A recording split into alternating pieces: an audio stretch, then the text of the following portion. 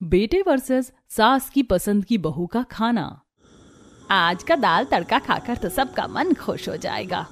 माँ क्या बना रही हो? कितना झांस आ रहा है। बेटा तेरी पसंद का दाल तड़का बना रही हूँ, देखना खाकर तेरा मन खुश हो जाएगा। सुमित्रा बड़ी खुशी से सारा खाना बनाकर टेबल पर सजा देती है और सभी को खाना परोसती है। जैसे ही सब पहला निवाला लेते हैं, सुमित्रा बड़ी आस से पूछती है, बेटा कैसा बना है खाना? माँ ये कैसा खाना बनाई हो? नमक कम है और मिर्च ज्यादा है। हाँ थोड़ा सा तो है माँ। भैया जो मिल रहा है चुपचाप खा लो, वरना मैं ये भी नहीं दूंगी। नहीं नहीं बेटा, बोल लेने दे तेरे भाई को। अब रागनी आएगी ना, वही अच्छा खाना बनाकर खिलाएगी। वैसे भी जब बीवी आने वाली हो तो माँ के हाथ का खाना पसंद कैसे आएगा, वो भी पसंद की बीवी। माँ रागिनी भले ही मेरी पसंद की है, लेकिन उसके हाथ का खाना खाकर आप भी उसे पसंद करने लगोगी। कुछ दिन यूं ही बीत जाते हैं। घर में शादी की तैयारियां शुरू हो जाती हैं। सुमित्रा जी बाहर से खुश दिखती हैं, लेकिन अंदर ही अंदर उन्हें चिंता रहती है कि बेटी की पसंद की बहू उनके साथ कैसे निभाएगी। धीरे धीरे शादी का दिन आ जाता है। घर में ढोल नगाड़े, रिश्तेदारों की चहल पहल और खुशियों का माहौल बन जाता है। माँ देखो ना कितना अच्छा लग रहा है सब कुछ। बस अब रागिनी आ जाए तो घर पूरा लगने लगेगा। हाँ हाँ बेटा, बस अब तेरी खुशी में ही हमारी खुशी है। शादी बहुत धूमधाम से होती है। रागिनी दुल्हन बनकर जब पहली बार घर आती है तो सबकी नजरें उस पर ही टिक जाती हैं। वाह भाभी, आप तो सच में बहुत सुंदर लग रही हो। भैया तो सच में लॉटरी जीत गए हैं। हाँ भाई करण, अब तो तू हमें भूल ही जाएगा। अरे नहीं यार, लेकिन मानना पड़ेगा मेरी वाइफ सबसे बेस्ट है। सब लोग रागिनी की खूबसूरती की बहुत तारीफ करते हैं। सुंदर तो बहुत है, लेकिन सिर्फ सुंदरता से घर नहीं चलता। देखना पड़ेगा काम काज में कैसी है। सुमित्रा जी रागिनी का गृह प्रवेश करवाती है। रागिनी चावल के कलश को गिराकर अंदर आती है और पूरे घर में नई बहू के कदमों की आहट गूंज जाती है। आओ बहू, अब ये तुम्हारा घर है, इसे अच्छे से संभालना। जी माँ जी, मैं पूरी कोशिश करूंगी कि आपको कभी शिकायत का मौका ना मिले। अगले दिन बहू की पहली रसोई होती है। सुबह से ही रागिनी रसोई में लग जाती है। आज पहली रसोई है, सबके लिए कुछ खास बनाना होगा ताकि माँ जी को भी लगे कि मैं इस घर के लायक हूँ। रागिनी पूरे मन से खाना बनाती है। हलवा, पूड़ी, सब्जी, पुलाव, बिरयानी। रसोई खुशबू से भर जाती है। इतना सब कुछ पहली ही रसोई में, देखती हूँ स्वाद कैसा है। रागिनी सारा खाना टेबल पर सजाती है। माँ जी आइए, खाना तैयार है।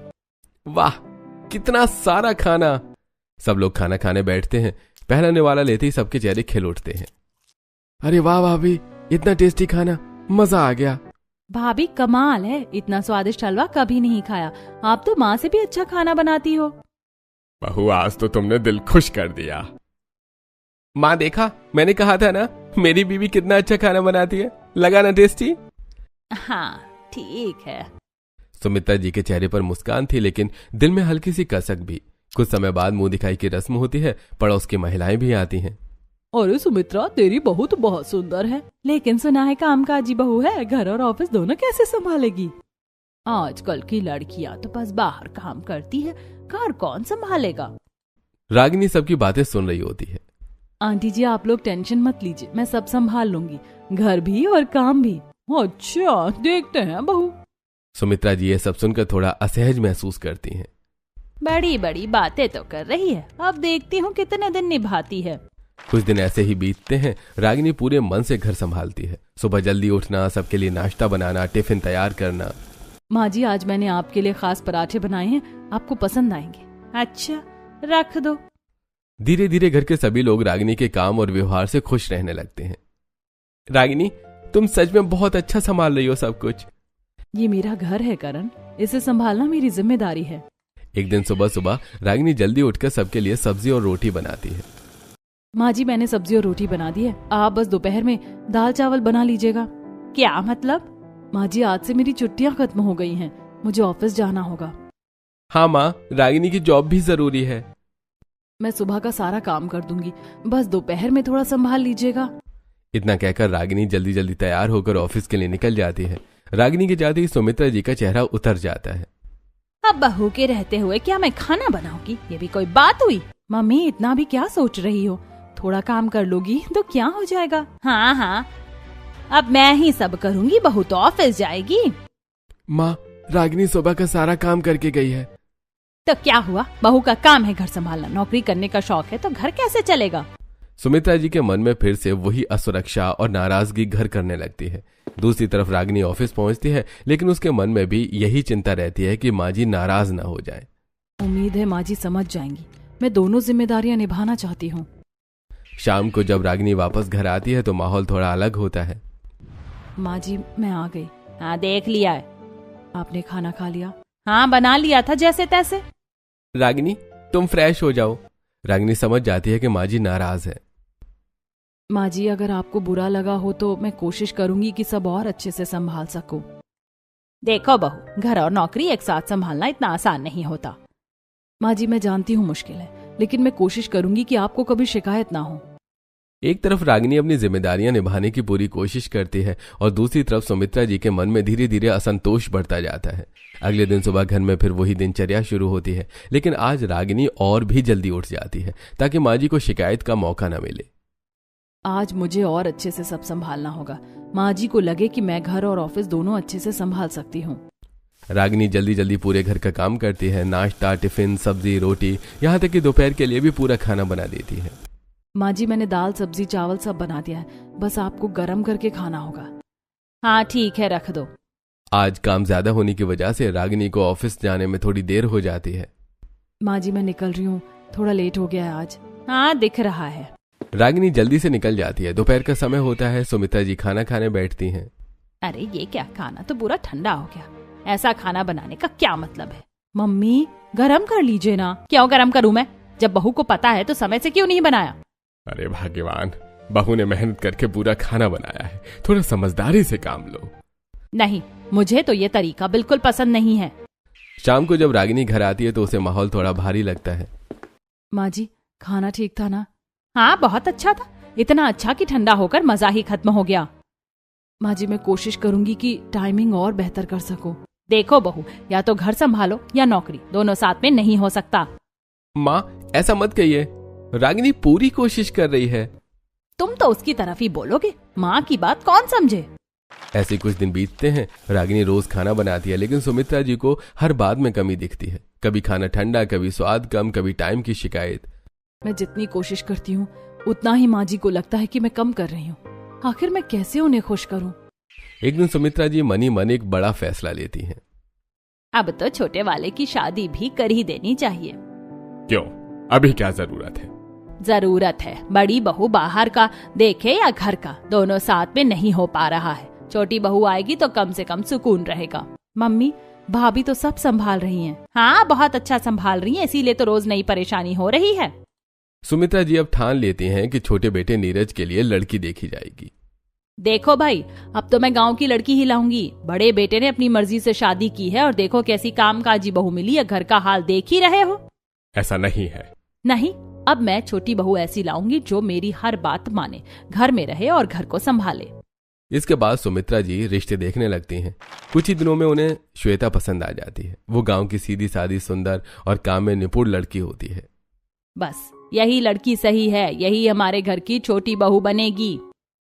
जल्द ही नीरज और श्वेता की शादी तय हो जाती है। धूमधाम से शादी होती है और श्वेता दुल्हन बनकर घर आती है।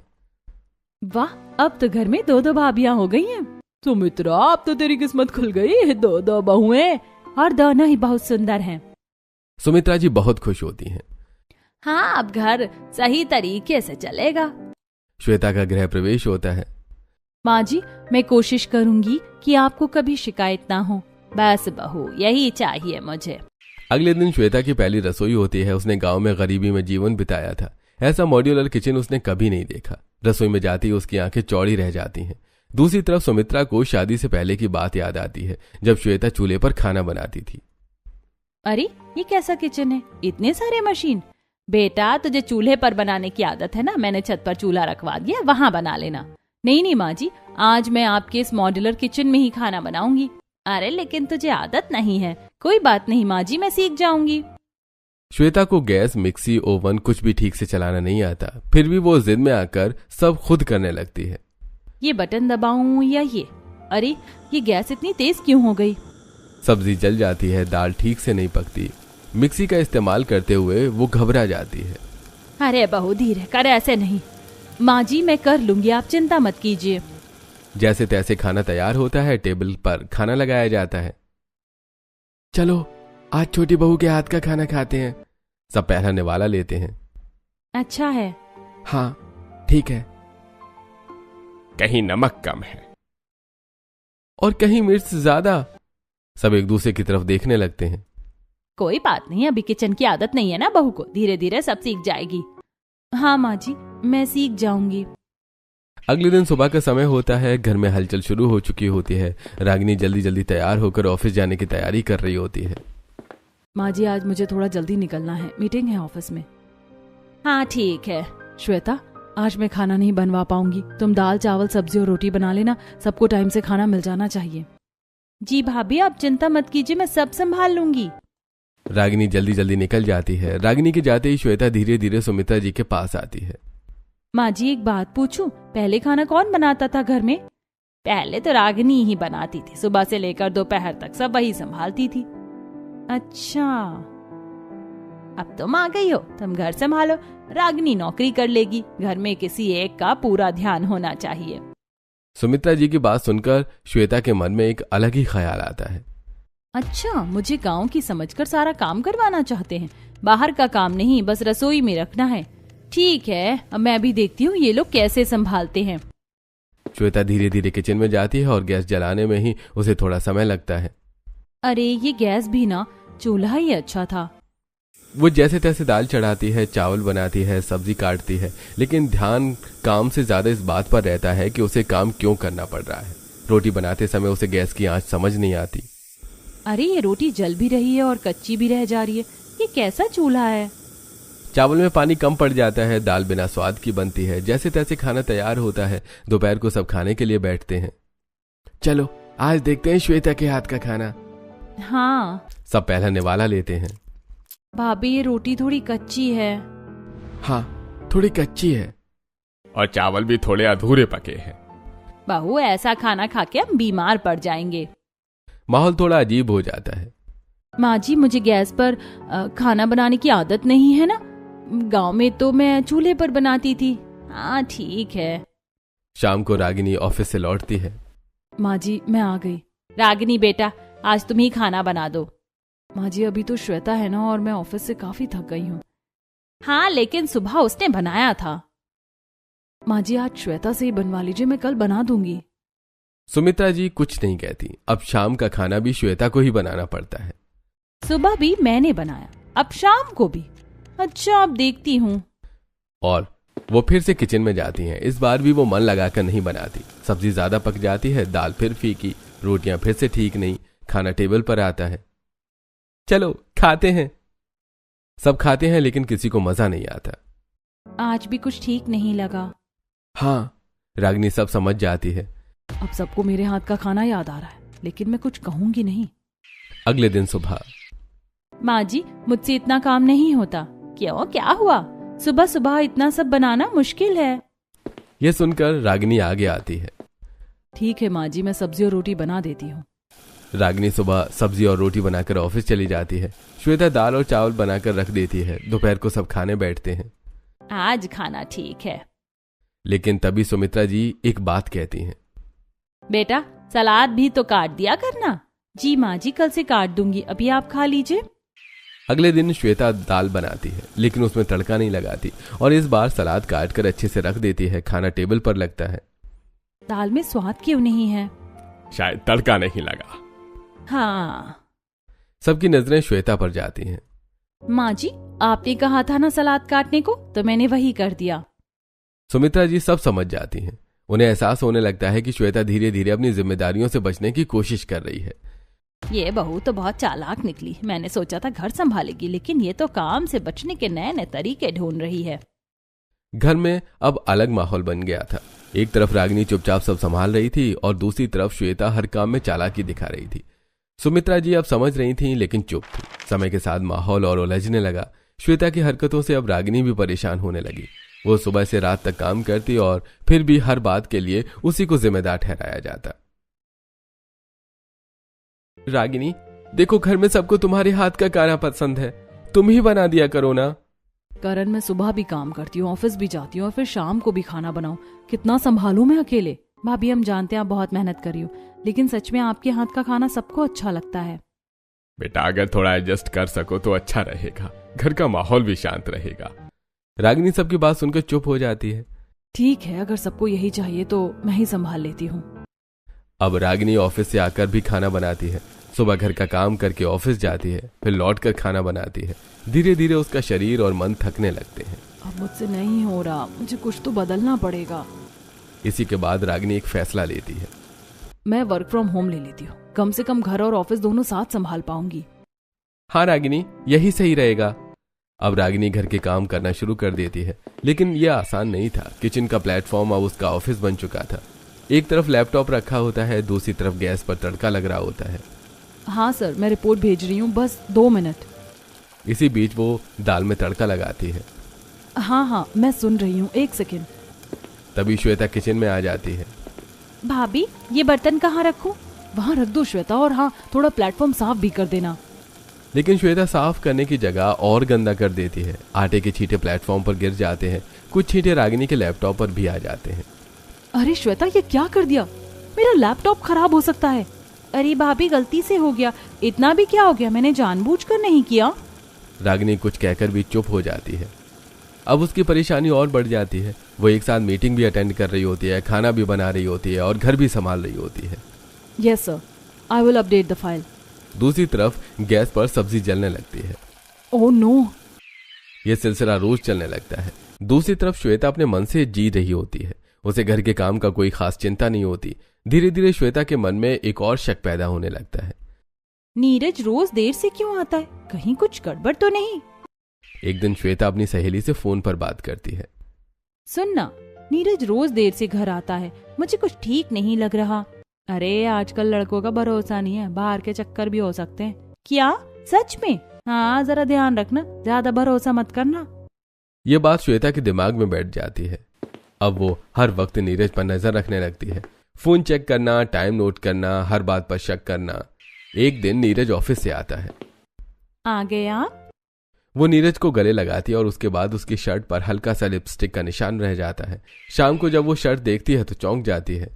ये लिपस्टिक का निशान? उसका शक और गहरा हो जाता है। जरूर कोई और है, तभी तो देर से आता है। अब श्वेता का ध्यान घर के काम से हटकर पूरी तरह जासूसी में लग जाता है। दूसरी तरफ उसकी आदतें और बिगड़ने लगती हैं। अब वो समय देखकर खाना नहीं बनाती। कभी दोपहर में ओवन में पिज्जा बना रही होती है। आज मैं पिज्जा बनाऊंगी। लेकिन उसे ओवन चलाना ठीक से नहीं आता। पिज्जा आधा कच्चा रह जाता है और उस वजह से ओवन भी खराब हो जाता है। कभी रात के समय अचानक पाव भाजी बनाने लगती है। ये क्या टाइम है पाव भाजी बनाने का? मन किया तो बना रही हूँ। अरे ये क्या कर दिया बहू, ये मिक्सी भी खराब कर दी। मुझे क्या पता, अपने आप बंद हो गई। मशीनों का भी वो सही से इस्तेमाल नहीं कर पाती। कभी मिक्सी खराब कर देती है, कभी ओवन। मैंने सोचा था छोटी बहू आएगी तो सुकून मिलेगा, लेकिन ये तो और बड़ी मुसीबत बन गई। घर का खर्च और परेशानी दोनों बढ़ने लगते हैं। दूसरी तरफ रागिनी अपनी पूरी ताकत लगाकर सब संभाल रही होती है, लेकिन अब सुमित्रा जी का सब्र जवाब देने लगता है। ठीक है, किसी को परेशानी नहीं होनी चाहिए, बस अब मुझे ही सब करना होगा। अब सुमित्रा जी को धीरे धीरे अपनी गलती का एहसास होने लगता है। एक तरफ मेहनती रागिनी और दूसरी तरफ लापरवाह श्वेता। घर का संतुलन बुरी तरह से बिगड़ चुका था। समय के साथ घर की स्थिति और भी ज्यादा उलझती जा रही थी। श्वेता घर में होते हुए भी काम से बचती रहती थी और दूसरी तरफ रागिनी बिना कुछ बोले हर जिम्मेदारी निभा रही थी। सुबह से लेकर रात तक रागिनी ही घर का सारा काम संभालती है। आज मैं छोले भटूरे बनाऊंगी, सबको दिखा दूंगी कि मैं भी अच्छा खाना बना सकती हूँ। रागिनी बिना शिकायत किए सब करती रहती थी। एक दिन सुबह श्वेता किचन में अचानक से आती है। अरे ये इतने मोटे क्यों हो रहे हैं? चलो कोई बात नहीं, ऐसे ही दे देती हूँ। वो किचन में लग जाती है, लेकिन उसे सही तरीके से भटूरे बनाना नहीं आता। वो मैदे की पूड़ी जैसी मोटी मोटी भटूरे बना देती है। तेल में भटूरे डालते ही वो ज्यादा तेल सोख लेते हैं। वो प्लेट में छोले और भटूरे सजाकर सुमित्रा जी के पास लेकर आती है। माँ जी, आज मैंने छोले भटूरे बनाए हैं। सुमित्रा जी जैसे ही प्लेट देखती हैं उनका चेहरा बदल जाता है। ये क्या बना दिया तुमने? ये भटूरे हैं या मैदे की पूड़ी? और इसमें इतना तेल, ये कोई खाने लायक है? माँ जी, मैंने तो कोशिश की। कोशिश? तुम्हें खाना बनाना तक नहीं आता, बस जिद करनी आती है। गांव की हो तो कम से कम खाना तो ठीक से बनाना चाहिए। माहौल अचानक से भारी हो जाता है। रागिनी ये सब देख रही होती है। माँ जी, आप नाराज मत होइए, मैं इसे ठीक करके लाती हूँ। रागिनी तुरंत किचन में जाती है। वो आटा सही तरीके से गूंथती है, भटूरे अच्छे से बेलती है, सही आंच पर तलती है। थोड़ी देर में सुनहरे फूले हुए भटूरे तैयार हो जाते हैं। माँ जी ये लीजिए, आप खाकर देखिए। सुमित्रा जी एक निवाला लेती हैं। वाह रागिनी, अब आए असली भटूरे, कितना अच्छा बनाया है। इतने में श्वेता का गुस्सा फूट पड़ता है। बस यही देखना बाकी था। आपको जब मेरा बनाया हुआ खाना पसंद ही नहीं है तो मुझे यहाँ रहने की जरूरत ही क्या है? अरे बहू, बात समझने की है। नहीं माँ जी, मुझे सब समझ में आ गया। आपको तो बस रागिनी भाभी ही अच्छी लगती है। मैं जो भी करती हूँ आपको गलत ही लगता है। श्वेता, ऐसा नहीं है। आप मत बोलिए, आपको भी मेरा बनाया हुआ खाना पसंद नहीं आता। घर का माहौल गर्मा जाता है। सुमित्रा जी चुप हो जाती हैं। उनके मन में एक विचार चलता है। मैंने क्या सोचकर इस बहू को चुना था और क्या हो गया? बेटे की पसंद की बहू कितनी समझदार है और मेरी पसंद। श्वेता अपना सामान उठाने लगती है। अगर आपको मेरे हाथ का खाना पसंद नहीं आता तो मैं अलग ही हो जाती हूँ। क्या मतलब? मतलब ये कि अब हम अलग रहेंगे। मैं अपने तरीके से जिंदगी जीना चाहती हूँ। सुमित्रा जी रोकने की कोशिश नहीं करती। कुछ ही दिनों में श्वेता और नीरज अलग घर में रहने लगते हैं। श्वेता के मन में अभी भी शक बैठा हुआ था। अब अलग रहेंगे तो मुझे सब पता चल जाएगा, नीरज के बाहर के चक्कर भी। नए घर में श्वेता अपनी मर्जी से रहने लगती है। कभी खाना बनाती, कभी नहीं। कई बार नीरज को बाहर से खाना लाना पड़ता। श्वेता, आज भी खाना नहीं बनाया? मन नहीं था, बाहर से ले आओ ना। घर की हालत भी बिगड़ने लगी थी। किचन गंदा, बर्तन इधर उधर, लिविंग रूम में भी सामान फैला रहता है। मुझे नहीं आता इतना सब। लेकिन श्वेता पर कोई असर नहीं पड़ता। वो अपने ही शक और जिद में उलझी रहती है। दूसरी तरफ रागिनी अब भी अपने घर को संभाल रही होती है। सुमित्रा जी अब रागिनी की अहमियत समझने लगी थी। रागिनी बेटा, तू सच में इस घर की असली ताकत है। माँ जी, ये मेरा भी घर है, इसे संभालना मेरी जिम्मेदारी है। घर में अब शांति लौटने लगी थी। लेकिन दूसरी तरफ श्वेता का घर उसकी जिद और लापरवाही की वजह से बिखरता जा रहा था। समय बीतने के साथ श्वेता की नई जिंदगी वैसी बिल्कुल नहीं निकली जैसी उसने सोची थी। हालांकि घर में आजादी तो थी, लेकिन जिम्मेदारियां उससे भी ज्यादा भरी थी। अब श्वेता को हर काम खुद करना पड़ता था। लेकिन उसे न तो ठीक से घर संभालना आता था और ना ही ढंग का खाना बनाना। ये क्या जिंदगी हो गई? ना ढंग से खाना बनता है, ना घर संभलता है। हर चीज मेरे बस से बाहर जा रही है। श्वेता कई बार कोशिश करती है कि अच्छा खाना बनाए, लेकिन पहले की गई गलतियों और लापरवाहियों की वजह से अब उसे समझ ही नहीं आता कि वो सही तरीका क्या है। दाल में कितना पानी डालूं, मसाले कितने डालूं, कुछ समझ ही नहीं आता। हर बार कुछ ना कुछ खराब हो जाता है। कभी दाल अध पकी रह जाती, कभी सब्जी जल जाती, कभी नमक इतना ज्यादा हो जाता कि खाया ही नहीं जाए। नीरज रोज ऑफिस से थका हारा घर आता है। श्वेता, आज कुछ अच्छा बनाया है क्या? नहीं, मन नहीं था, तुम बाहर से ही ले आओ। नीरज बाहर से खाना लेकर आता है, लेकिन श्वेता फिर भी उसे सुनाती रहती है। इतना टाइम क्यों लगा? सच सच बताओ, कहाँ थे?